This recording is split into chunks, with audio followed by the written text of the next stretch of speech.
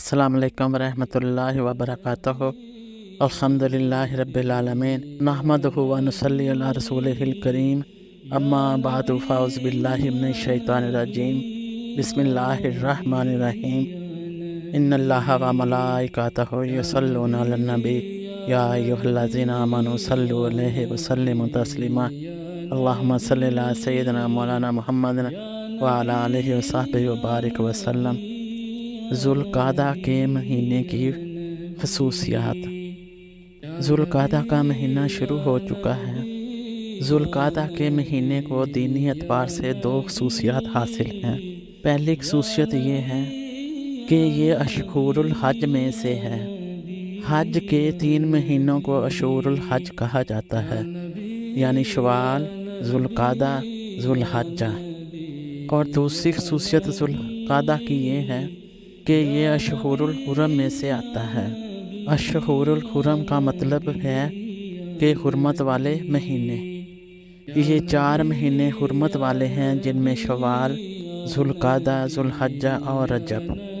ان 4 مہینوں کو اشہور الحرم کہا جاتا ہے۔ ان مہینوں کی حرمت حضرت ابراہیم علیہ السلام کے دور سے ہی چلی آ رہی ہے، کیونکہ ماہ شوال میں حج کے قافلے نکلنا شروع ہو جاتے تھے اور ذوالقعدہ کے اندر بھی حج کا سفر ہوتا تھا۔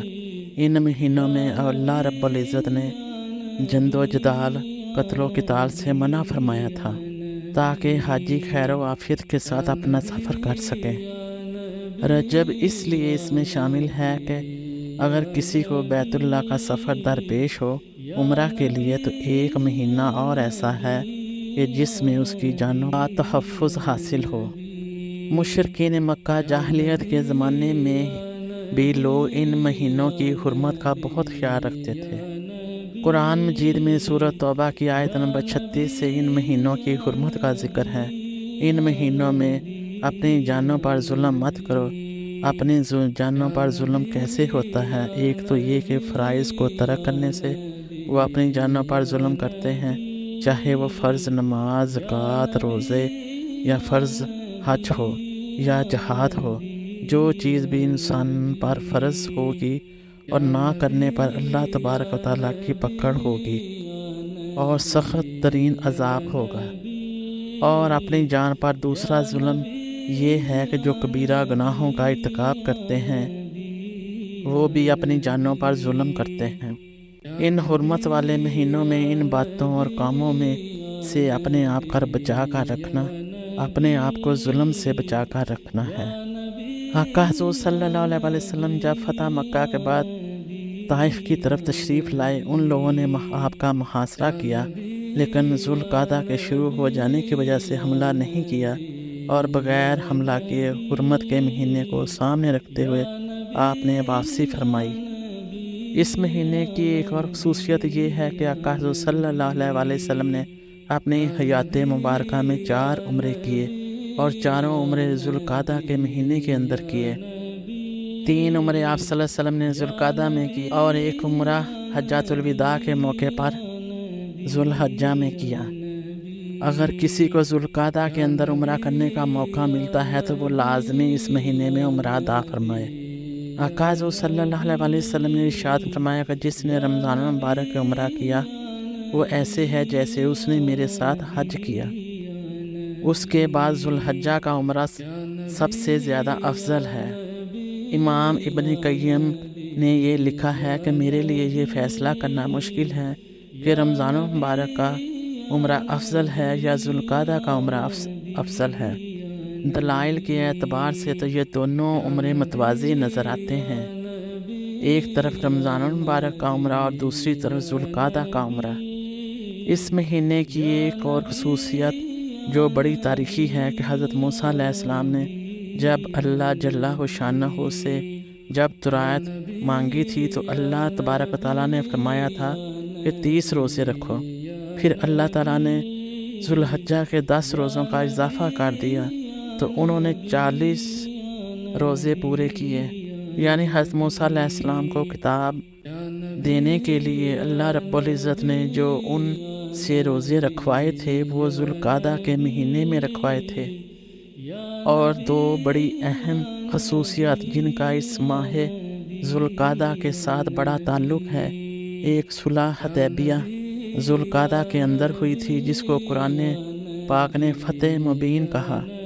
حضرت عمر فاروق رضی اللہ تعالیٰ عنہ نے آقا حضرت صلی اللہ علیہ وسلم سے پوچھا، یہ کیسی فتح ہے؟ اس میں ہمارے پاس کیا چیز ہے؟ واپسی بھی ہے اور عمرہ بھی ادا نہیں کیا۔ یا رسول اللہ صلی اللہ علیہ وسلم، یہ کیسی فتح ہے؟